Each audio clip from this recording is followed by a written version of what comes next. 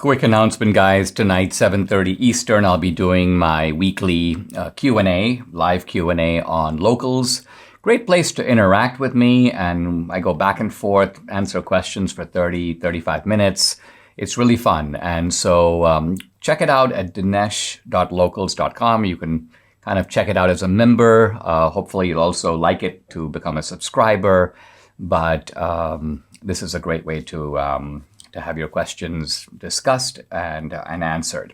Now, I'm going to talk about Truth Social today. I have Devin Nunes, the CEO of Trump's new social media platform. We're going to discuss this exciting new development. Liz Cheney has an ingenious plan to win her primary through the support of Democratic voters. And you know what? Trump has an even more ingenious plan to stop her. Kim Potter seems to have gotten kind of a light sentence for the death of Daunte Wright, but I want to argue the opposite. No, her sentence was excessive in light of what this woman actually did. And I'll continue my introduction to Dante's Divine Comedy by discussing the idea of exile and the significance of exile in this great work. This is the Dinesh D'Souza podcast.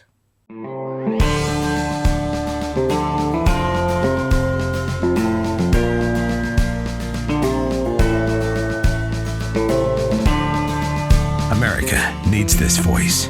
The times are crazy. In a time of confusion, division, and lies, we need a brave voice of reason, understanding, and truth. This is the Dinesh D'Souza podcast. Guys, one of the most exciting new developments is the emergence of Trump's new platform, Truth Social. And I'm more than delighted to welcome to the podcast Devin Nunes, longtime congressman from California, winner of the Presidential Medal of Freedom 2020, and now the CEO of Trump's media and technology group, and the guy who's sort of the spearheader of Truth Social. Devin, welcome to the podcast. Thanks for joining me. This is, I gotta say, thrilling. It's wonderful to see this platform emerging. I'm delighted to be part of the beta testing for it. It's a beautiful platform. It's fun to be on.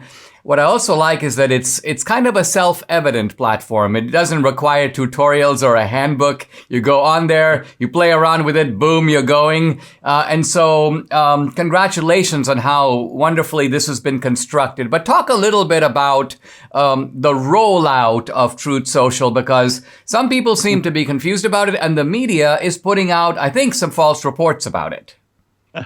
Well, Dinesh, surprise, surprise, I think we know what the fake news does. And what people are really going to notice and what you see on the platform is that people are so excited, they're so inspired to be back on social media again. And I really feel that this is only the beginning. People are going to realize how bad they were being treated on these other platforms. So, you know, what we did is we opened this thing up, now almost, what has it been? Probably like 11 or 12 days. We've been open. We've been bringing people on the platform. A couple days ago, we started bringing on people who had pre-ordered the app from the Apple App Store. And our goal here is to try to get all those people on in the next week or so that have pre-ordered and continue to pre-order, get them all onto the platform. Because as you and your audience know, we had to build this from the ground up to ensure that we can't be canceled by one of the tech tyrants. So it's going to be a slow process as we build out. And just so folks know, because we're getting a lot of questions on this, and that is about, when will we be able to get it on Android? Well, the next product we're going to come out with, or the next capability is going to be a progressive web application. So that you get it on your desktop, then you will be able to put a wraparound, so to speak, on your Android. Once we get that, so think of it as we're doing Apple iOS first, then we're doing the web application second, and then we will see if Google wants to work with us and they want to let us on the Google Play Store. We would like to be there just because so many people do have Android phones. But regardless, whether or not they let us on the Play Store or not, you will be able to get the web application, bookmark it, and put it on your phone. So we're getting that question a lot. But that's essentially kind of the plan here. And our goal is what President Trump and I have both been clear on, is we want to be fully operational by the end of March, so that basically anybody can sign up at any time, get a handle, and get on the platform. That's our goal. That's what we're working to. And at this point, everything looks good, but we don't know what we don't know yet, right? We just, every minute, we're bringing on more and more people. Who came up with the idea of the name Truth Social? Was that something that you devised, or was it something that they had come up with before you came on board? It's kind of a clever name, and it speaks not just against censorship, because censorship is preventing you from saying what you want to say, but it's also a way of saying that truth itself emerges from open debate. So I think it's an ingenious name. Just curious, did Trump come up with this, or who did? You know what? It's a very good question. You're going to break news on this on your program here today. I haven't been asked that question yet, but in fact, it was Donald J. Trump that came up with the name Truth. Wow, yeah. That's fascinating. And I liked it from the very first time I saw it. I think people enjoy it, right? I mean, everybody's got great ideas. There's all sorts of names we could have went with, but Truth really works. I believe. I like it a lot. I mean, I think truth is the goal, right, of all this inquiry. It's finding ways to get at the truth through discussion and through debate. Now, you mentioned something a moment ago, Devin. You mentioned fortifying the platform against potential attacks. I think you know that there are going to be hackers who try to disrupt it, people who try to cause trouble. Do you feel pretty confident with the way that you're going forward, that you're able to build the defenses and fortifications and sort of self-reliance that makes it difficult for someone to disrupt you or take you down? Yeah. So look, every minute of every day, we're getting attacked. We're trying to isolate those attacks and minimize them. We know this is just going to continue. It's going to be this is going to be a battle from now to the end of time, right? Just trying to protect this platform, and that's why we're taking a very kind of staged approach as we bring more and more people on the platform. So, and quite frankly, what's happened over the last 24 hours, I mean, we've been overwhelmed, right? We're number one overall in the App Store, and the people just keep coming. I mean, it's really, and you've been on there, Dinesh. What's really inspiring to me, I mean, it's really something to see people who are posting on there, and they're legit because they're using their own name, they got a picture of themselves, and they're saying, oh my God, I was kicked off Twitter 3 years ago. I just quit Facebook yesterday because now I'm on this platform and I can't believe how fun it is. And people are moved by, I mean, it's moving for me, and I know it's moving for you, and I know you've seen a lot of those comments too. And, it's something that I didn't expect, right? I knew watching, my experience through being on both Parler and Rumble, I knew that, how the big tech companies were shadow banning us and all those sorts of things. But I never thought about that person that lost their voice, right? And we're giving them their voice back. And now we've opened up the communications architecture across the internet so that people can get to the truth. I think you said it perfectly. I mean, I think for me, interestingly, I've been restricted on Facebook, restricted on YouTube. I've never been banned outright, but I've had all these strikes against me, and the effect of it is, well, it's almost to make you develop a sort of abused spouse mentality. In other words, you feel like there's a sword of Damocles hanging over your head all the time. And you're absolutely right. You move to a platform where you can sort of be yourself. It's an unbelievably liberating feeling. And I think long term, it seems hard for me to believe that censorship platforms are going to be able to outcompete free platforms. Do you agree? Yeah, I mean, look, the censorship platforms, I like that term, or the tyrannical tyrant platforms. I mean, look, this is the people that have joined Truth, Dinesh, they're never going back. As long as we're going to have, you see the quality on the platform. We're going to continue to get better. There's a lot of things that people want. And the reason they're not going to go back is because, you've seen my hashtag on there. Instead of America First, we're saying customer first. Like, we value the people that are on our platform, right? Imagine, this is not rocket science, okay? You don't have to be, I probably learned this in one of my first business classes, right? That customers come first. Any book you read, you should treat customers first.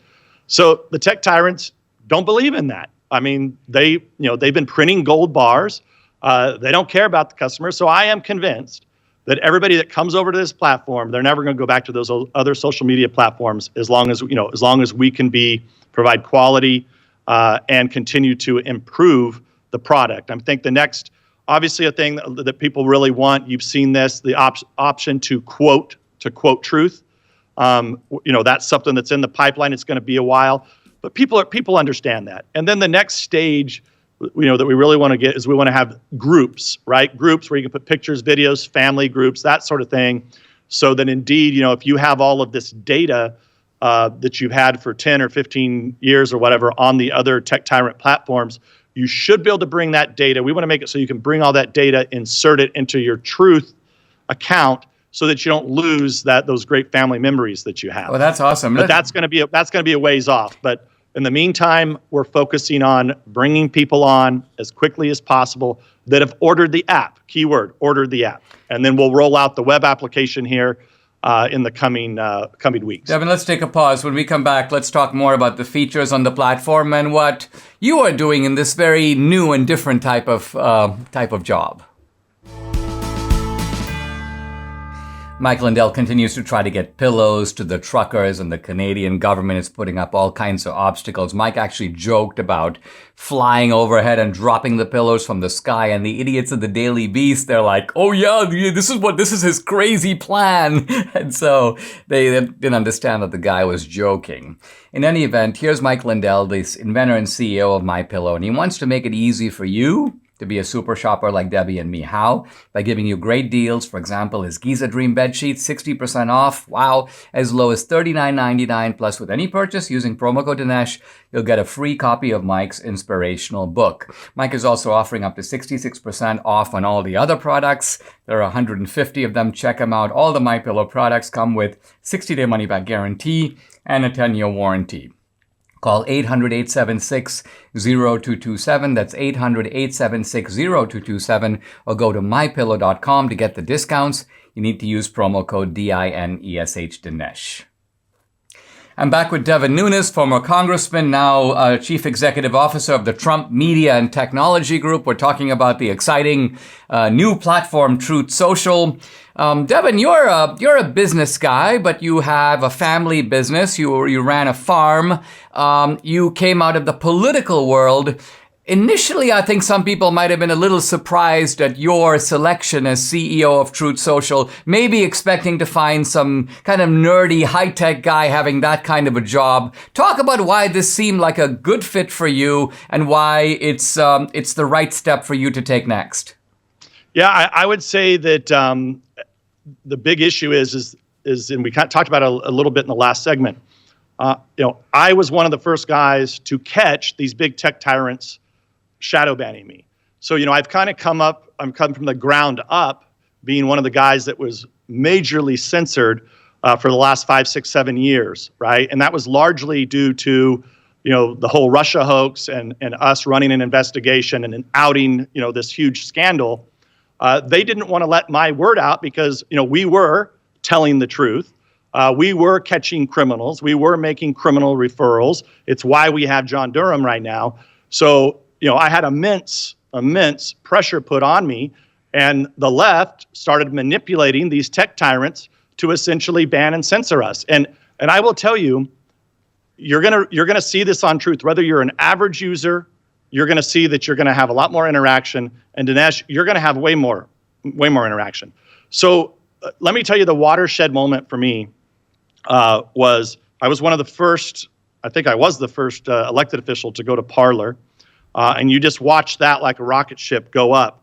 And how was it possible that a platform nobody had ever really heard of, how was I getting more interaction on Parler than all the other platforms I was on combined?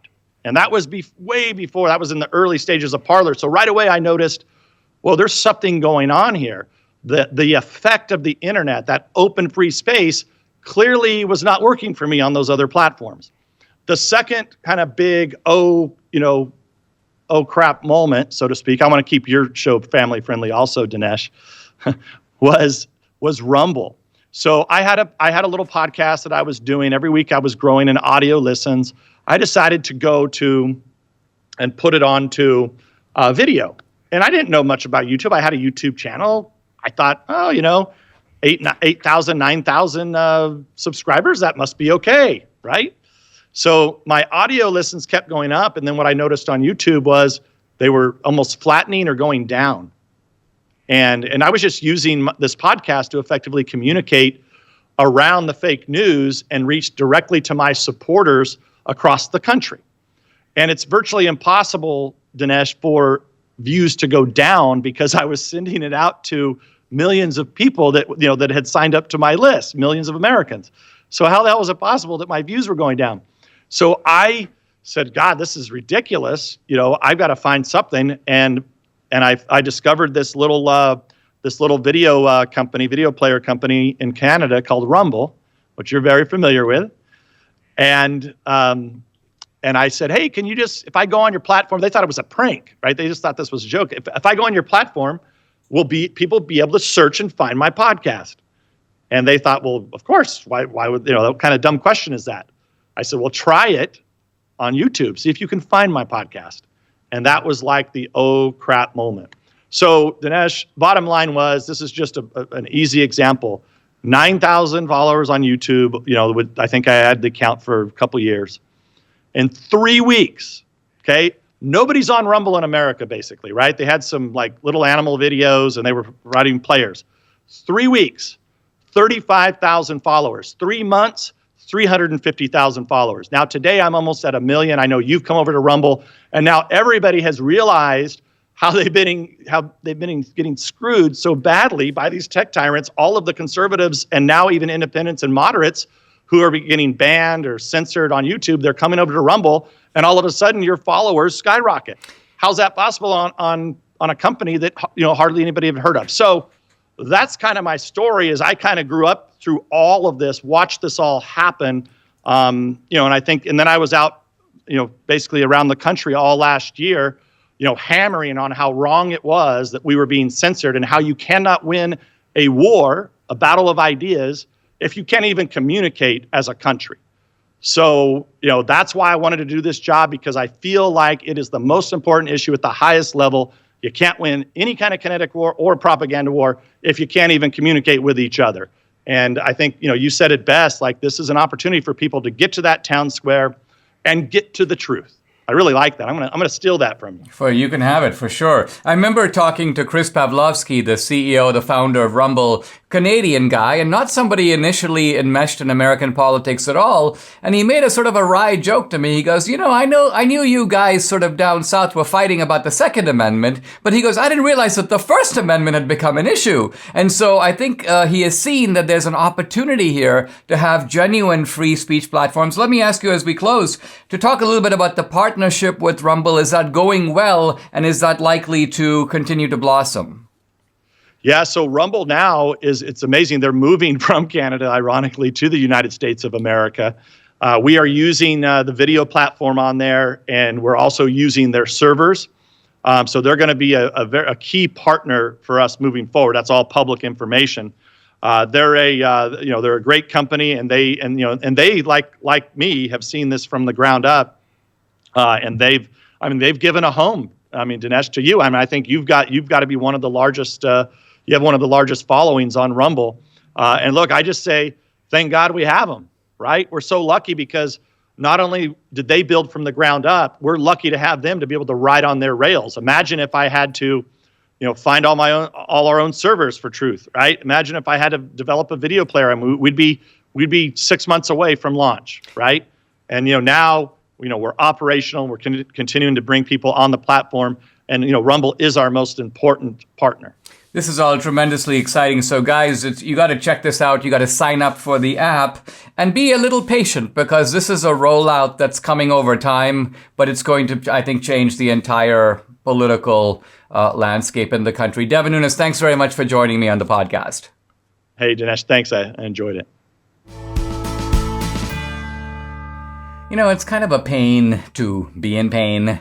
Nobody likes to be in pain, but some people think aches and pains are normal. That's just part of the wear and tear of time from injury. But no, now there's a 100% drug-free solution. It's called Relief Factor. Relief Factor supports your body's fight against inflammation, and inflammation is the source of aches and pains. The vast majority of people who try Relief Factor order more and more. Why? Because it works for them. Debbie's a true believer. She has frozen shoulder, and Relief Factor has been a total game changer in making the pain go away. Debbie also knows if she doesn't take it regularly, the pain's going to come right back. So she's made a vow, not going to be without this product again. Being able to lift her arm and exercise, super important to her. Relief Factor is the tool she needs, and she's glad she's got it. You too can benefit. Try it for yourself. You'll see. Order the 3-week quick start. Great price. Only $19.95. Go to relieffactor.com or call 833-690-7246 to find out more about this offer. That number, 833-690-7246, or go to relieffactor.com. You'll feel the difference. Many of us are looking forward to the Supreme Court overruling or severely slashing back the Roe v. Wade decision. But in a very important article, a legal scholar named Hadley Arkes argues that it is just as important how the court goes about doing this. The article is in the magazine First Things, one of my favorite magazines. It's called On Overruling Roe.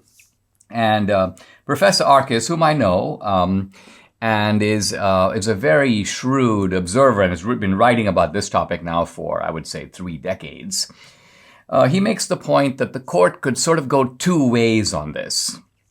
That there's the traditional conservative way, and then there is, well, let's call it the better way, the Hadley Arkes way. So the traditional conservative way goes something like this. The Supreme Court, in effect, says, listen, the abortion decision, the Roe v. Wade decision, wrongly makes abortion a matter that is settled at the Supreme Court level, in which 9 justices decide abortion policy, you might say, for the whole country.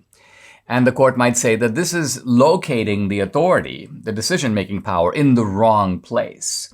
That the abortion decision really belongs as a state matter and should be decentralized so that each state can apply its own, let's say, principles or values or reflect the moral sense of its own community. And thus we can have a variety of laws on the abortion issue that more closely approximates the actual sentiments of the American people. Now, this has been, you could call it, conservative talk for almost 3 decades. But Hadley Arkes thinks the conservatives here, we, have it all wrong. Why? Because he says this makes abortion seem like some kind of procedural issue, that the decision is really about who decides, and that there's no right and wrong of the matter, that somehow all we're trying to do here is place political authority where it truly belongs, which is to say at the state level, not at the level of the Supreme Court. But Hadley Arkes says if you actually listen to the way people talk about abortion, they don't talk like this. They basically say things like, you know, she's pregnant, she's having a baby. And what is abortion but the termination of the life of that independent, developing baby? By independent here, I don't mean that the unborn child is in no way linked to the mother, but I mean it has its own organs. It's not exchanging life with the mother. It has its own life. It has its own fingers, its own toes, its own heartbeat, and so on. And Professor Arkes quotes some remarkable, he's quoting from legal briefs, but it's very eye-opening. I just want to read a couple of lines. At the end of the first month, the child is about 1/4 of an inch in length. At 30 days, the primary brain is present, and the eyes, ears, and nasal organs have started to form. Although the heart is still incomplete, it is beating regularly and pumping blood cells through a closed vascular system. The child and mother do not exchange blood, the child having from a very early point in its development its own and complete vascular system. Earliest reflexes begin as early as the 42nd day. The male penis begins to form. The child is almost 1/2 inch long, and cartilage has begun to develop, and on like this. So what really Professor Arkes is getting at is that we are talking in the case of abortion about snuffing out a human life. So yes, Hadley Arkes says, all right, let's say the court wants to overturn Roe and return it to the states. He says it's really important that the court doesn't make it look like this is purely a matter of kind of placing the legal authority where it belongs. What he says the court should say is essentially the idea that, look, we are dealing here with the taking of human life. Yes, states can actually adjudicate these issues, as states do, by the way, adjudicate issues of life and death. But nevertheless, the starting point for any discussion is that it is a human life we are talking about. So here's Professor Arcus. He goes, he's kind of almost writing an opinion for the court, and he says, it is the settled finding of embryology that the child in the womb has been human from its first moments, a distinct life, not merely part of the woman's body. So what he's getting at is, yes, you can return this matter to the states, but sort of in the process of doing it, make it really clear that what the states are going to be adjudicating is not, well, I have one set of values and you have your set of values, and ultimately we're each going to kind of have laws that reflect our values. Rather, he says, listen, the real issue is, when is it okay to kill someone? That's really what's being adjudicated. So just as in the case of slavery and other similar types of issues where the fundamental issue, Lincoln understood very clearly, the fundamental issue is the slave a human being, yes or no? And if you answer yes, a whole bunch of things follow from that. And even state laws in the end will have to bend to the simple truth that we are dealing with a human being here. So I think the profound aspect of this article is that it goes beyond the kind of bloodless procedural conservative jurisprudence and focuses on the key issue: when is it right, if ever, to take innocent human life? We all know that in order to keep our immune system strong, we need extra protection for it. My friends at Centurion Labs have combined 5 key ingredients to defend your immune system against allergies, colds, the flu, even coronavirus. It's called Centurion Defender, and it incorporates vitamin C, vitamin D, zinc, copper, and quercetin in just 1 capsule. No more swallowing 10 pills a day or not taking supplements because the individual cost is too high. Debbie and I currently take just 1 Defender with breakfast, 1 Defender with dinner, and this definitely keeps the germaphobe in our family happy. Just like the Centurions of Rome, led by example, held themselves to the highest standards, Centurion Labs has dedicated the last 15 years to research and develop safe, effective, and affordable healthcare products made in the USA that you can trust. For a limited time, listeners of this podcast can save 20% off their first order of Centurion Defender when you go to centurionlabs.com/Dinesh. Defend your health today with Centurion Defender. Go to CENTURION labs.com/Dinesh. Once again, centurionlabs.com/Dinesh. Liz Cheney, her behavior has been very puzzling to anyone who thinks that she wants to have a political future. So the question then becomes, what is Liz Cheney thinking? What is her own view of how she can get herself reelected, which she seems to want to do? She's running for reelection. She has a campaign. She's fundraising. She's had numerous events that have been attended and organized by various sort of never-Trumper types, members of the old Dick Cheney circle. And it turns out that Liz Cheney does seem to have a plan, and her plan to win the primary is called Democrats. What? Well, it turns out in Wyoming, the Democrats can vote in the Republican primary and vice versa. So you can choose, you can cross parties, if you will, in the primary. And so now Liz Cheney's behavior begins to take on a certain kind of sense. Liz Cheney is going to kind of poke the bear, attack Trump, in a sense, betray her own party. But what is she doing? In the process, she's sort of courting Democrats to say, hey, listen, you know what? You can cross over the aisle and vote for me, and I'll continue to be kind of your thorn in the side of the Trump wing of the GOP. So this seems to be the Liz Cheney, well, it's a pretty ingenious and if diabolical kind of plan. Now, Liz Cheney denies she's doing this, but it seems clear that this is something that Wyoming law allows. Trump, however, is on it, and he has a plan to stop her. It's called passing a law in Wyoming, by the way, a heavily Republican legislature, a Trump-friendly governor named Mark Gordon.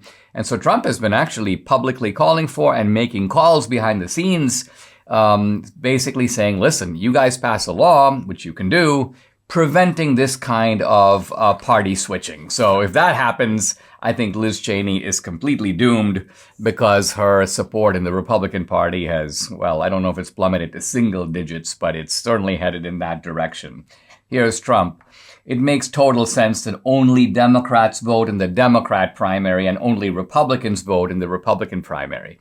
And I think the reason this does make sense is you don't want to have people in one party be able to subvert, even to a degree, the nominee of the other party. And that's exactly what can happen. And now we see a political logic in which it might in fact happen. So Trump has been he had a fundraiser recently for Hageman, the woman who's running against Liz Cheney. I had her on the podcast recently, and she's becoming a really viable candidate against Cheney. In fact, I think she's going to beat Cheney as long as Trump is successful and Wyoming Republicans are successful in preventing Democrats from voting in Republican primaries. Ronald Reagan saw it coming 40 years ago, massive inflation that we haven't seen since then, well, until now. In Reagan's own words, inflation is as violent as a mugger, as frightening as an armed robber, as deadly as a hitman. And right now, your retirement accounts are under attack thanks to the inflationary policies of this administration. You got to fight back. If you haven't yet called Birch Gold, these are the people I trust to help you diversify your 401k or IRA into gold, then you're missing the boat. Actually, you're treading water without a life vest. Birch Gold has your life vest. Let them help you convert an IRA or 401k into a tax-sheltered IRA in gold. With thousands of satisfied customers, an A-plus rating with the Better Business Bureau, you can trust Birch Gold to protect your savings. Text Dinesh to 989898 to get a free information kit on gold. Reagan knew the biggest threat to our wealth. Protect yours now. Text Dinesh to 989898 and get your free information kit on gold now. Remember Kim Potter? This is the policewoman who accidentally shot Daunte Wright. And you might remember from the video the tragic scene. Here's Daunte Wright. He's trying to get away, and Kim Potter is trying to restrain him. She goes for her taser. And we know this because she even shouts on the camera footage, "I'll tase you, taser, taser." And then, boom, she fires a single round. And then she realizes she got her gun instead. And Daunte Wright collapses. And then Kim Potter bawlingly collapses herself on the curb. So this is, it's horrific. It's a certain kind of negligence. You have to be trained to tell the difference between a taser and a gun. But at the same time, this was unquestionably an accident. And an accident, by definition, is not a crime. But nevertheless, Daunte Wright, being black, I think if he had been white, a whole different story. But since he was black, suddenly it became, you got to prosecute her, you got to charge her. And sure enough, she's charged with first-degree manslaughter, which is a crime. And the jury, in a kind of charged political environment, goes ahead and finds her guilty, both actually of first-degree and second-degree manslaughter. And now Kim Potter comes up before Judge Chu, this is Regina Chu, for sentencing. And something really kind of remarkable happens. The prosecution is going for a 7-year sentence in prison. Wow. 7-year sentence for an accidental shooting. And Daunte Wright's family is, piling on. They're like, she should get the maximum sentence. She's not remorseful. And so they were there talking about how it was the worst day of their life. And of course, I understand their loss. And Kim Potter does, because at the sentencing, Kim Potter breaks down and she says to Daunte Wright, she says this, to the family of Daunte Wright, "I'm so sorry. I brought the death of your son, father, brother, uncle, grandson, nephew." And then she says to the mom, "Katie, I understand a mother's love. I'm sorry I broke your heart. My heart is broken for all of you." And this was so moving in the courtroom that the judge began to cry. This is Judge Regina Chu, and the judge basically says, come on, quote, "She never intended to hurt anyone. Her conduct cries out for a sentence significantly below the guidelines." And so what does Kim Potter get? 16 months. and she's quite likely to be out in half of that. So essentially a very moderate sentence. And of course, the prosecution vigorously objects, probably partly in kind of a big display of public theater. Oh, we're objecting. We want racial justice. Blah, blah, blah. But the judge, who Asian American, by the way, essentially goes, no. She goes, I'm not doing it. This is not, she says, Kim Potter's remorse is genuine, which I think is unquestionably the case.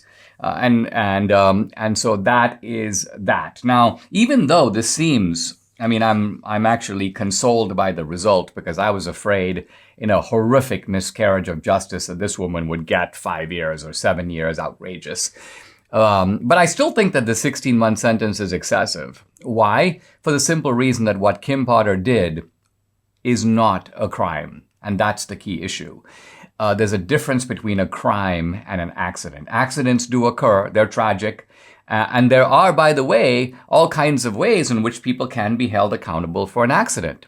One of them is civil penalties, civil charges. You can sue Kim Potter and say, you were responsible for the wrongful death of my son, and there's monetary damages, and you have to mortgage your house, and so on. But the idea of locking people up for accidents is really not the way I think that we as a society want to go. And so even though Kim Potter got this 16-month sentence, my own sentence for her crime would have been, it's not a crime, you're free to go. We got to eat the fruits, we got to eat the veggies, and we all kind of know that, but most of us don't. And I don't, and I'm kind of betting that you don't. Well, we don't know how much to eat, and some of it we don't like. But we need a plan B. We need a way to get our fruits and veggies, and there is a plan B. It's called balance of nature. So here's what Debbie and I do. Here are the fruits in one bottle, kind of fruity smelling. Here are the veggies in another bottle. We take 3 capsules of this, 3 capsules of this, and we're done. We've got it all. Debbie also swears by this. This is the balance of nature fiber and spice. She says it makes her more regular. It also helps with her acid reflux. So you got to try it. Invest in your health, invest in your life. Join me, experience the balance of nature difference for yourself for years to come. For a limited time, all new preferred customers get an additional 35% discount and free shipping on your first Balance of Nature order. Use discount code AMERICA. Call 800-246-8751. That's 800-246-8751. Or go to balanceofnature.com and use discount code AMERICA. The left continues its campaign against Joe Rogan and not able to get him on the issue of COVID. Oh, he's putting out COVID misinformation. He's interviewing, admittedly, highly qualified epidemiologists and virologists, but, they're part of the conspiratorial gang that's telling lies about COVID. Well, that didn't work. So then the next line of attack, and this is a line that still continues, and Joe Rogan has sort of, I won't say fed this, but he's sort of given into it a little bit, is Joe Rogan has used the N-word. Now, first of all, Joe Rogan has been podcasting, and he's been out there doing his thing for years. He's just done a giant number of podcasts, and in 13 years, he has used the N-word a handful of times. Now, interestingly, Joe Rogan apologized for this. He said, I should never have used it, and fair enough. But it's also true that the taboo against the N-word has intensified in recent years. And I remember, in fact, gave a talk at Debbie's alma mater, Texas State. I was talking about Lyndon Johnson. I was quoting him, and I literally used the N-word about 20 times. Now, I wasn't using it. I was quoting Lyndon Johnson using it, but I nevertheless said it. And I said it because at that time, and there were a couple of people, Dinesh is using the N-word. I'm like, I'm not using the N-word. I'm quoting LBJ using the N-word. In any case, Joe Rogan did this, and Spotify's taken down those episodes. Spotify claims with Joe Rogan's consent. But either way, it makes it difficult to kind of go back and see what Joe Rogan actually said. Well, happily, there's a guy who has done that. He goes back and he looks at Joe Rogan's use of the N-word, and in every case, in no case is Joe Rogan actually expressing anything racist or using the N-word in a racist way. He's discussing rap music, or he's discussing what terms are okay to say and not to say, and how certain things could be said and now can't be said. So there's really nothing here. Joe Rogan had nothing to apologize for. And interestingly, I find that one of the groups that's going most after Joe Rogan are the comedians. I'm thinking really of people here like John Oliver, who thinks that because he has a British accent, he's funnier than he is. Oh, he's Joe Rogan. And then there's this Trevor Noah, another guy, South African guy who's basically tries to, play the race card whenever he can. That's the key to his humor. And these guys hate Rogan. And I'm trying to think about what it is about Rogan that makes them hate him so much. And I think the reason is that Rogan exposes these people as comedy frauds. Now, what do I mean by a comedy fraud?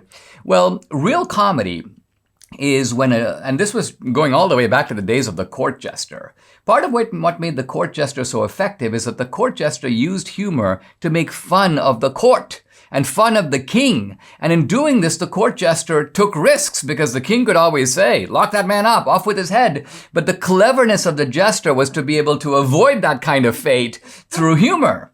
And so humor is speaking unpopular and often taboo truths to people who are truly powerful. And that's what Joe Rogan does. Joe Rogan is in a kind of open-minded way and often in a funny way, willing to take on topics that other people are running away from. Now, guys like Trevor Noah and John Oliver are the exact opposite. They're not genuine comedians. Why? Because instead of speaking truth to power, they speak from a position of power and on behalf of the powerful against the ordinary guy. So that's their point. Ordinary people don't want to wear masks, those yahoos. Ordinary people go to church, those yahoos. So these are people who are doing the exact opposite of what the function of comedy is. Instead of saying that the emperor has no clothes, they're like, the emperor is actually right. You peasants need to fall in line. And that's funny. I don't hear anyone laughing. Why not? So this is I would call it unhumor of our time. Our comedians aren't funny. Nobody's laughing worldwide. If you want genuine humor today, you almost have to go to other countries and find, there are out there, Muslim comedians and Indian comedians and people who actually are still willing to poke the bear and are still willing to generate real humor, instead of these guys like Trevor Noah and Oliver, who are ultimately nothing more than propagandists for the powerful, showing up on stage in a comedy outfit.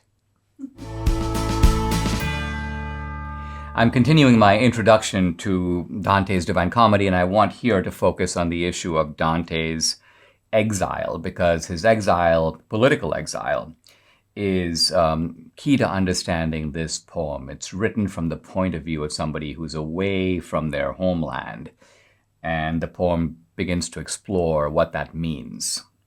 Now, one reason we know that we're dealing with one of the greatest poems of all time, if not the greatest, is it is a poem that has drawn and inspired more commentary than any other work ever written, including the works of Milton and Shakespeare and Homer, any other work other than the Bible. Dante's Divine Comedy has a tradition of commentary. And of course, there are commentaries on Milton, there are commentaries on Shakespeare, but we're talking about detailed line-by-line commentaries that go on, whole essays, articles, books, written on a single line of the Divine Comedy. And you can't think of any other work for which that has been done other than the Christian Bible. The commentary tradition, interestingly, began in Dante's own lifetime. In fact, almost when the ink was dry on the Divine Comedy, the commentators start moving in. They realize that this is a poem with so much there that the poem itself is a kind of tip of the iceberg. And one of the earliest commentators on Dante was his own son. And then, of course, other people took it up, and that has continued. So one of the reasons we read this commentary is we get a much deeper understanding of the underlying landscape and also the profound resonances of this poem. Dante was one of the most learned men in Europe. And so even though the poem has a kind of beguiling surface, there's a lot underneath. There's a kind of whole leviathan, if you will, under the tip of the whale that you see poking out from the water. Now, Dante's exile is important because it allows Dante to reflect upon exile in all its meanings: a political exile, a spiritual exile. If you think about Dante's journey, his journey through hell and purgatory and to heaven, That's a kind of exile, right? It's an exile from life. Dante is, you may say, out of this world, and he's someplace else. But from Dante's point of view and from a spiritual point of view, you could almost say that the exile is the other way around. And what do I mean by that? Well, from the Christian point of view, we are exiles here and now in this world and in this life. So our real home is elsewhere. And our exile is this world. And Dante has this bigger and moral sense of exile in the back of his mind. But he's also thinking about political exile, and that's what I want to focus on, because I talked last time about the political factionalism that was going on in Dante's Florence. Essentially a duel, if you will, between the Guelphs and the Ghibellines. But the Guelphs and the Ghibellines were reflecting larger divisions in Europe and in Italy. Divisions between, on the one hand, the Pope. The Guelphs were kind of the party of the Pope. And on the other side, the French king, who became the Holy Roman Emperor. So the Ghibellines were the party of the emperor. And this factionalism was going on in Dante's Italy. Now, what happens is if you're a Guelph or you're a Ghibelline in Italy, you're going to try to make allies not just with powers that are in the rest of Italy, the Pope, the Holy Roman Emperor, but you're also going to try to make allies with people who are friendly to you from outside of Florence. And in a famous battle that occurred in 1260, called the Battle of Monteperti. This is, by the way, relevant to the Divine Comedy. In this battle, the Ghibellines, who were kind of the minor party, the smaller party in Florence, allied with an external power, and that is the city-state of Siena, against the Guelphs, against the army of Florence, made up mainly of Guelphs. And the Ghibellines won. The Guelphs were defeated. And in 1260, the Ghibellines became the rulers of Florence, and they remained that way for about 6 years. This is all relevant because 5 years later, Dante was born. So Dante was born when Florence was actually under Ghibelline rule. Then the Ghibellines, when Dante was 1 year old, were kicked out, and the Guelphs came back in. So there's all this factionalism going on. And although Dante's poem is written for all time, it's written for the ages, Dante is very enmeshed in this, and he uses the factionalism to make larger points about the way that political struggle is conducted. I mean, this kind of factionalism, think about it. We have it in our own day. We have our own Guelphs and Ghibellines with different types of attachments, but also at each other's throats, as you know from listening to this podcast. So with the Guelphs having won in Florence when Dante was very little, and in fact the Guelphs stayed in power, one might think, okay, now there's going to be stability. One party has won straight out, so kind of Florence is going to be sort of a one-party state. Well, interestingly enough, that doesn't happen. Interestingly, what happens is something like what happened with the Democratic Party in the 19th century, when after Jefferson and after the Democratic Party became kind of the only party, the Federalist Party sort of went out of business. What happened to the Democratic Party? Well, it essentially split. Jefferson's old Democratic Republican Party splits, and you have the Democrats and the Whigs. So similarly in Florence, what happens is that the Guelphs, believe it or not, who are now the ruling party, they split into two bitterly opposed camps, which historians now call the whites and the blacks, the kind of the white Guelphs and the black Guelphs. And the reason we call them white and black is because of their armbands, the insignia. They're just a way of distinguishing one group of Guelphs from the other. Now, Dante is, if you will, a white Guelph. But at this time, this is now when Dante is coming into his 30s, the late part of the 13th century, the 1290s, what happens is that the Holy Roman Emperor at this point is kind of weak, and the really powerful force in Italy is the papacy. And so both the Guelphs, the white Guelphs and the black Guelphs, go to the Pope and they say, you back us. And of course, the Pope can only back one or the other. And for a variety of reasons, Pope Boniface VIII, a figure very important actually a figure that Dante puts right into hell. Dante does not hesitate to put popes into hell. But Boniface, his presence is felt throughout the comedy, but he's the Pope. He decides to go and back the black Guelphs. And the moment he does that, and in fact, remember, the Pope's backing is not, I endorse the black Guelphs. No, the Pope is going to send armies to expel the white Guelphs from Florence. and Dante at that point is completely doomed. In fact, Dante is in Rome at the time. Once Boniface makes his decision, Dante is essentially an exile. He can't go back to Florence. In fact, he couldn't go back to Florence for the rest of his life. What does he do? He goes to Verona. Remember Verona? That's the site of Romeo and Juliet. He then moves to other places in Italy, and he ends up in a place, kind of a little bit of a godforsaken place on the Adriatic Sea. It's called Ravenna, and Dante dies there in Ravenna. And he's buried there in a kind of out-of-the-way place with a small sign, Dante, and in Florence they built a massive monument to Dante, and they were trying to get Dante's body from Ravenna to Florence, but no, Dante in fact is in Ravenna. And so when you look at these two things, the great monument to Dante in Florence, that's kind of Dante at the height of his power. In fact, that's the date at which the Divine Comedy is set, when Dante is an important figure in Florence. But then Dante, when he writes the poem, is in exile. He initially had tried to get back to Florence, but he never did.